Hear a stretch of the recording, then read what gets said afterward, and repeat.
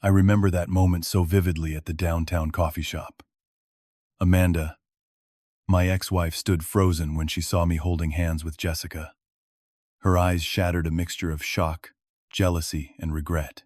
After 2 years of marriage, hell, and 6 painful months of divorce, this was the first time I saw her lose control. Before I continue my story, let me know where you are watching from, and hit subscribe if you have ever experienced a similar situation. I was 32 years old when my marriage fell apart. As a software engineer in Seattle, I had built what I thought was a stable life. Amanda and I met at a tech conference where she was working in marketing for a competing firm. Our connection was immediate and intense. 3 years of dating followed, filled with adventures across the Pacific Northwest, international trips, and countless promises of forever. The wedding was everything Amanda wanted.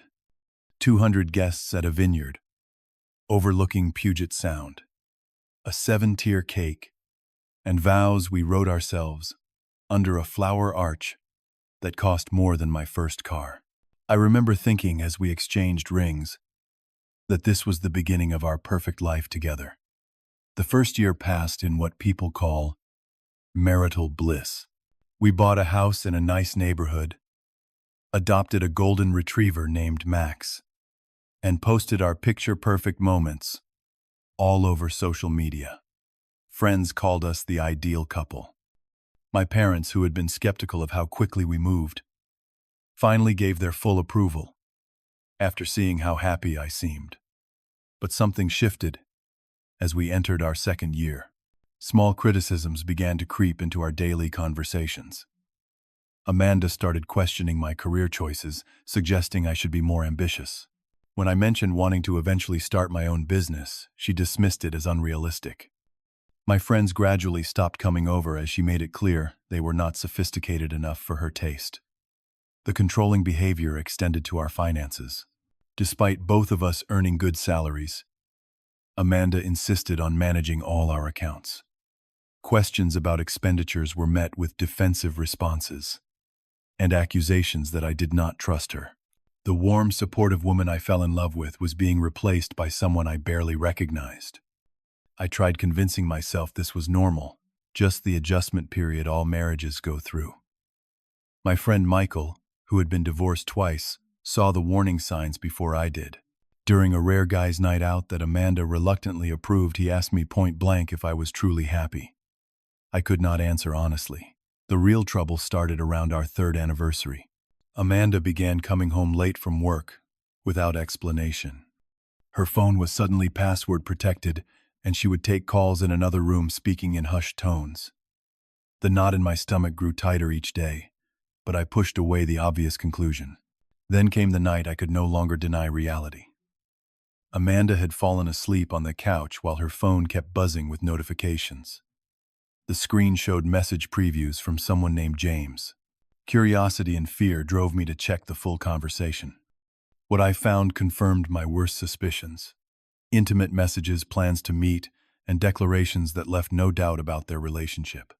I confronted her the next morning, phone in hand. Amanda did not even try to deny it. James was her coworker, and they had been seeing each other for months. The coldness in her eyes as she admitted this still haunts me. There was no remorse, only annoyance at being caught. We tried marriage counseling at my insistence. 3 sessions in, our therapist suggested individual counseling first, as Amanda showed no genuine interest in saving our relationship. 2 more months passed in a house that felt like a frozen wasteland before I finally filed for divorce. 3 years of marriage ended with signatures on legal documents and the division of assets that once represented our shared dreams. The first 6 months after the divorce were the darkest period of my life. I moved into a sterile 1-bedroom apartment that never felt like home. Sleep became my enemy as I replayed every moment of our relationship, searching for the warning signs I must have missed. Max stayed with Amanda in our house. Another loss that cut deeper than I expected. My work suffered as concentration became impossible. Some days I would stare at my computer screen for hours, typing nothing. My team covered for me, but I knew it could not continue. The thought of being seen as a failure both personally and professionally drove me deeper into depression. Michael became my lifeline during this time. He showed up uninvited with takeout food, forced me to join him for hikes, and refused to let me isolate myself completely. When I would spiral into self-blame, he would interrupt with brutal honesty about the red flags in my relationship that I had ignored. His support was not gentle, but it was exactly what I needed. Slowly, I began rebuilding. I joined a gym, not for the typical post-divorce revenge body, but because the physical exertion helped quiet my mind. I signed up for guitar lessons, fulfilling a long-time interest Amanda had dismissed as childish. The weekly book club at the local library became another anchor, providing intellectual stimulation and casual social interaction without pressure. After 8 months, I found a new apartment in a different neighborhood, one I chose entirely for myself. I painted the walls deep blue despite hearing Amanda's voice in my head calling it depressing. I bought comfortable furniture instead of the Instagram-worthy pieces she would have insisted on. For the first time in years, I lived in a space that reflected who I truly was. The photography workshop was Michael's idea. With Michael's idea, he claimed his company was sponsoring it, though I later learned he had paid for my spot himself. 20 people gathered in a bright studio space on a rainy Saturday morning. All levels of experience from beginners to semi-professionals. I was adjusting my borrowed camera when she walked in. Jessica was 31 with curly hair, she later told me. Took years to accept, and a laugh that made everyone in the room turn and smile. She moved with the confidence of someone comfortable in their own skin. During the group introduction, she mentioned being an elementary school art teacher who wanted to better document her students' work. We were paired up for the first exercise, capturing motion in still images. Jessica had a natural eye for composition that made my technical knowledge seem inadequate in comparison.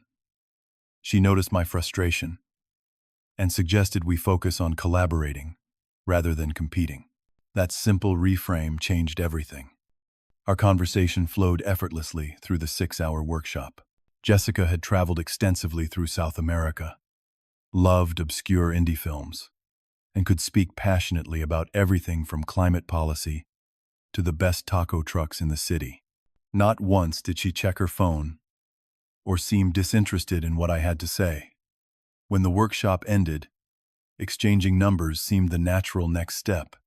Still, I hesitated.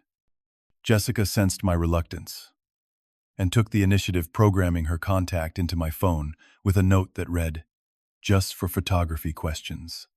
No pressure." That thoughtfulness made something shift inside me. 3 days passed before I worked up the courage to text her about a local photography exhibit. To my surprise, she responded immediately with enthusiasm. We agreed to meet that weekend, though I carefully avoided calling it a date, even in my own mind. The exhibit featured street photography from around the world. Jessica and I moved slowly through the gallery, sometimes together, sometimes drifting apart, to spend more time with images that spoke to us individually. There was no pressure to maintain constant conversation or performative interest. When our hands accidentally brushed as we both reached for a brochure, I felt a jolt of electricity I had not experienced in years. After the gallery, we walked to a nearby park and sat talking until sunset.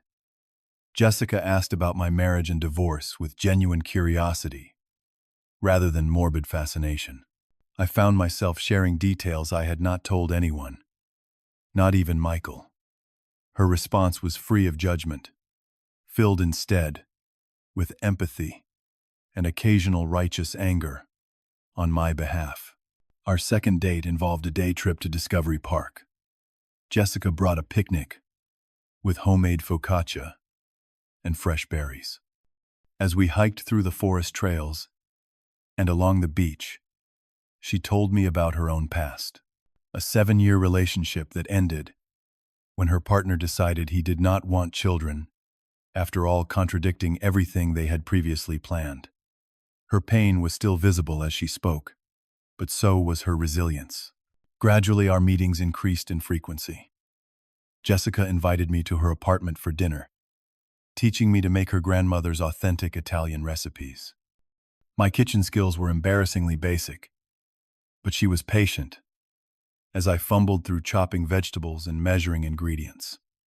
The resulting meal was imperfect, but delicious, much like the new connection forming between us. What struck me most about Jessica was how different she was from Amanda. Where Amanda had demanded constant attention, Jessica was secure enough to enjoy comfortable silence. Amanda had criticized to control, while Jessica offered observations to understand. Most importantly, Jessica respected boundaries in a way that made me feel safe opening up further. One evening, as we sat on her balcony watching the city lights, Jessica shared more about her own journey after her breakup. The therapy that helped her process her grief, the supportive friends who refused to let her give up on love, and the personal growth that came from facing her fears of starting over. Her vulnerability inspired my own. I told Jessica about the trust issues that still plagued me, the way I scrutinized text messages for hidden meanings, and braced for criticism with every opinion I expressed. She listened without interruption, then asked, what would help me feel secure?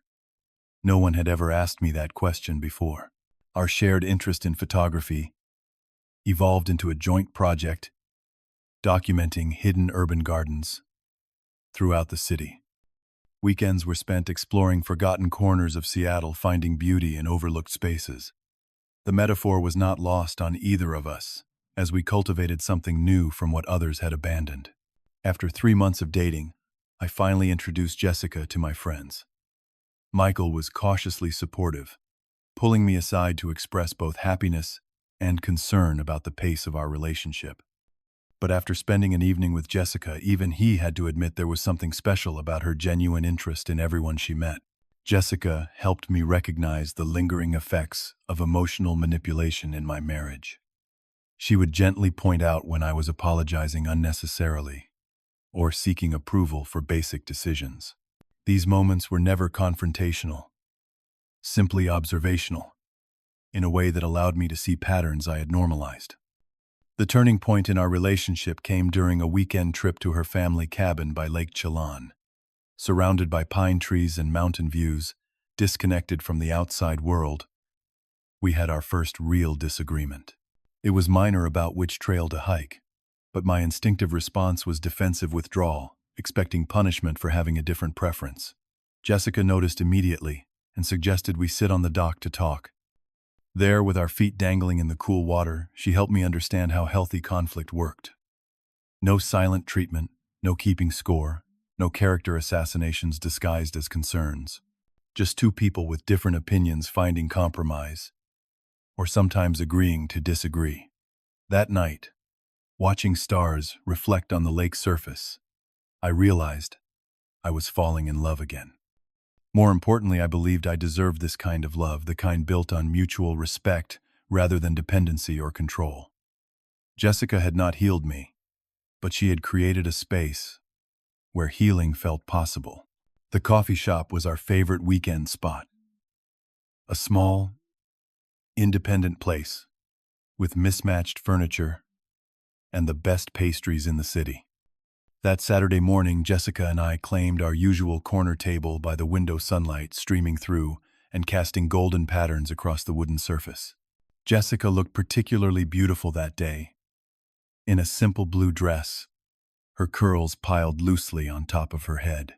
She was telling me about a breakthrough with one of her students, a shy boy who had finally found his voice through art. The passion in her eyes as she spoke about her teaching made me reach across the table and take her hand. That was when I saw her. Amanda was sitting alone 3 tables away, staring intently at her phone. My heart instantly hammered against my ribcage, and my palm grew sweaty against Jessica's fingers. It had been nearly a year since the divorce was finalized, but seeing her still triggered a physical reaction I could not control. Jessica noticed the change immediately. She squeezed my hand and followed my gaze across the room. Understanding dawned on her face as she made the connection. That is her, is not it, she whispered. I nodded, unable to form words, as memories flooded back. Amanda looked different.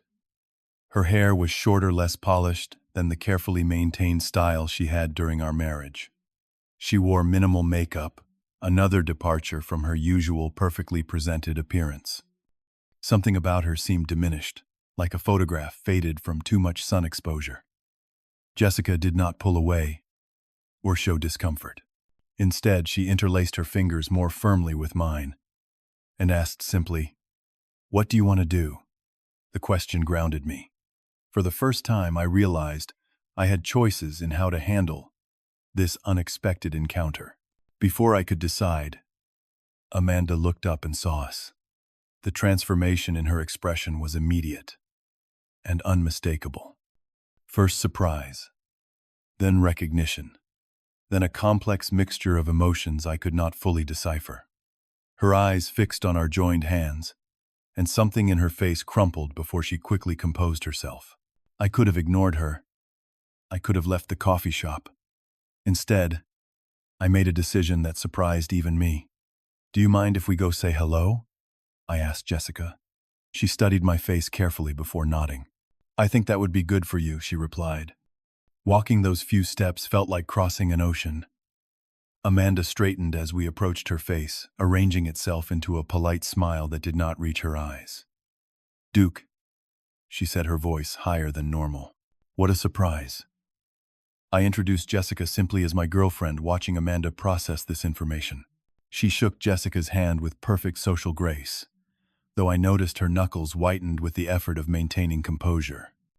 The conversation that followed was brief and strained, full of meaningless pleasantries and careful avoidance of anything substantial. Amanda mentioned her recent promotion and an upcoming trip to Europe, speaking too quickly and laughing too loudly. Jessica responded with genuine interest, asking questions that Amanda answered with increasing animation, as if desperate to prove how well she was doing. Not once did Amanda ask about my life or acknowledge our shared past. As we said goodbye and returned to our table, I felt lighter somehow, as if a weight I had not known I was carrying had been set down. Jessica did not press me to discuss what had happened, simply resuming our previous conversation, while occasionally checking my expression with concerned glances. Later that night, the first message from Amanda arrived. I had not expected it, though perhaps I should have. "Just wanted to say it was nice seeing you today. You look well."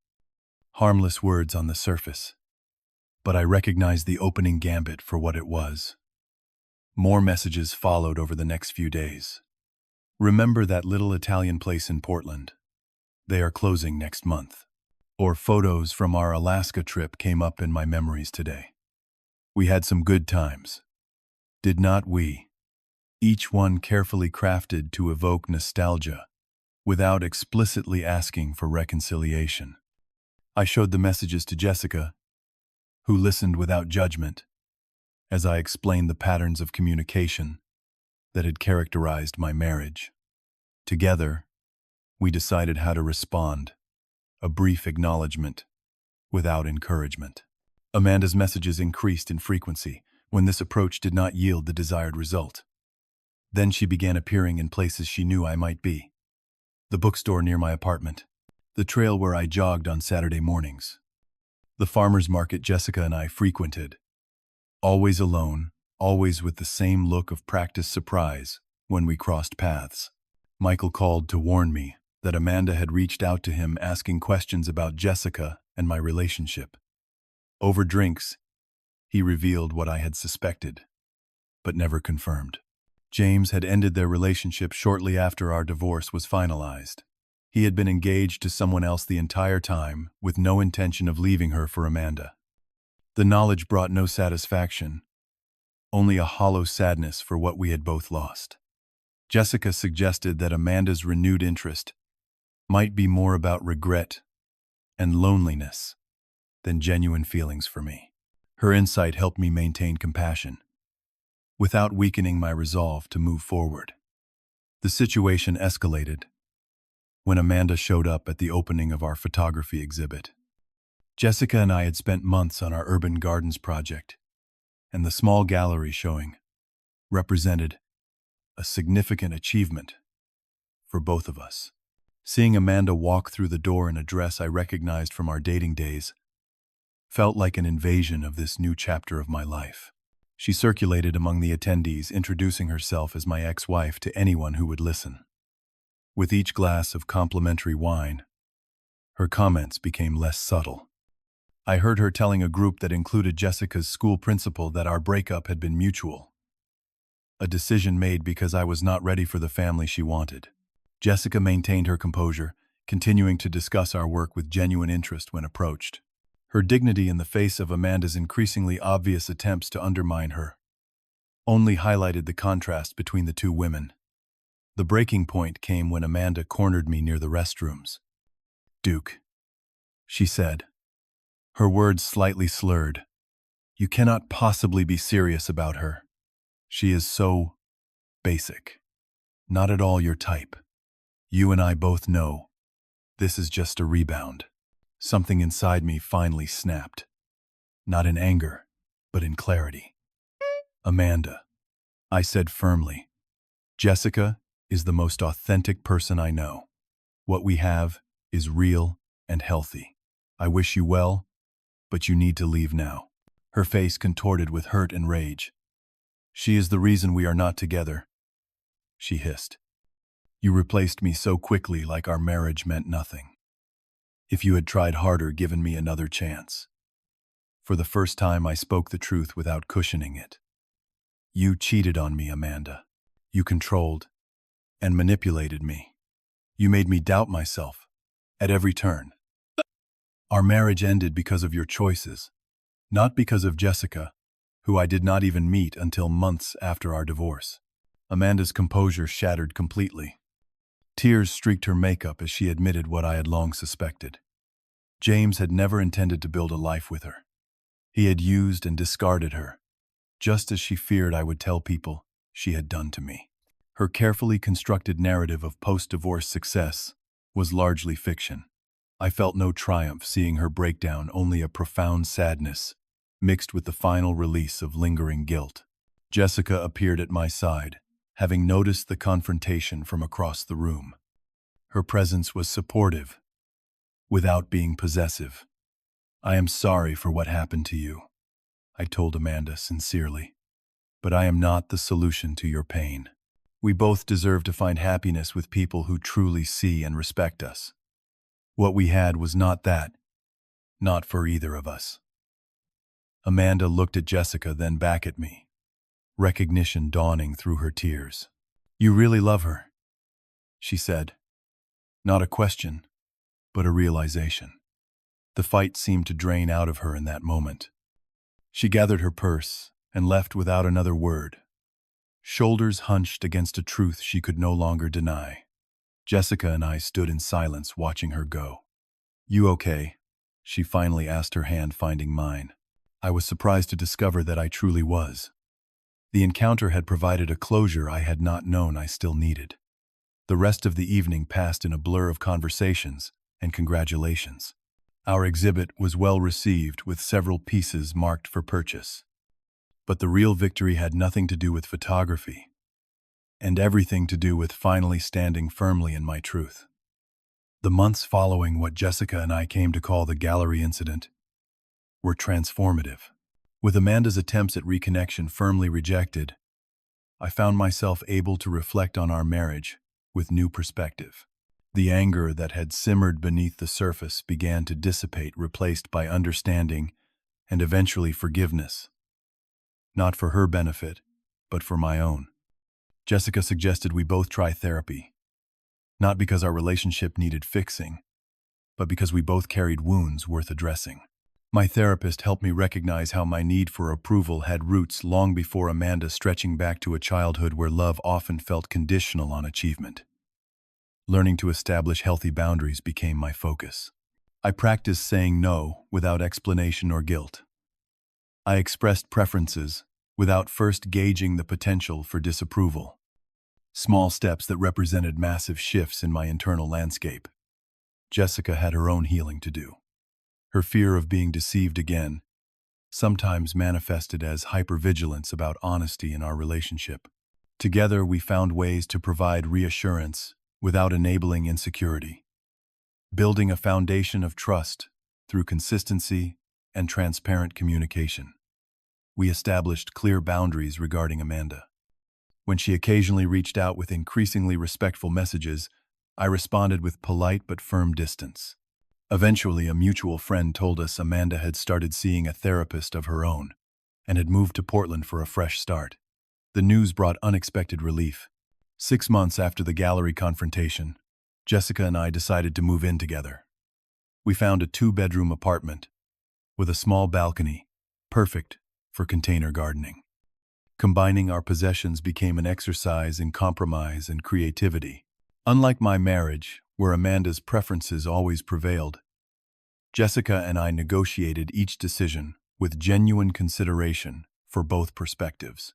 Max, my golden retriever, came back into my life when Amanda could no longer care for him due to her new apartment's no-pet policy. Jessica bonded with him immediately, their morning walks becoming a cherished routine. Seeing them together, this continuation of my past, blending seamlessly into my present, healed a part of me I had thought permanently broken. Our first anniversary as a couple approached, and I planned a weekend trip to Big Sur, a place Jessica had always wanted to visit. Walking along the rugged coastline, watching waves crash against ancient rocks, I found myself reflecting on the journey of the past 2 years. The contrast between my life then and now was stark. Where there had been control, there was now collaboration. Where there had been criticism, there was now compassion. Where there had been conditional acceptance, there was now celebration of individuality. The pain of betrayal had led me unexpectedly to a love more authentic than I had known was possible. On our last evening in Big Sur, as the sun set over the Pacific in a blaze of orange and pink, I asked Jessica to marry me. The ring was nothing like the flashy diamond Amanda had required. Instead, a simple band of twisted silver holding a small blue stone the color of Jessica's eyes. Her yes was immediate and certain, followed by laughter and tears and plans whispered under a canopy of stars. I realized then that the most important lesson from my failed marriage was not about avoiding future pain or protecting myself from potential hurt. It was about the profound difference between being with someone who wants to possess you and someone who wants to walk beside you.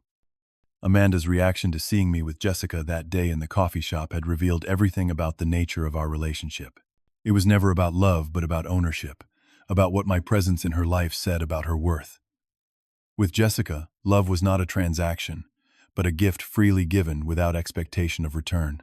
The journey from devastation to wholeness had not been quick or easy. There were still days when insecurity whispered old lies about my value and lovability. But those voices grew fainter with each authentic connection, each moment of being truly seen and accepted. If you have experienced the pain of betrayal or the slow death of a relationship built on false promises, know that this is not the end of your story. The breakdown of what was never meant to last can become the foundation for something genuine and enduring. Your worth is not diminished by someone's inability to recognize it. Have you ever had a moment when seeing an ex-partner made you realize how far you have come? Share your experience in the comments below. If this story resonated with you, please hit the like button and subscribe to hear more journeys of healing and transformation. And if you know someone struggling to believe in love again after betrayal, share this video as a reminder that sometimes the most painful endings lead to the most beautiful beginnings. Thank you for listening. And remember, you deserve someone who chooses you every single day.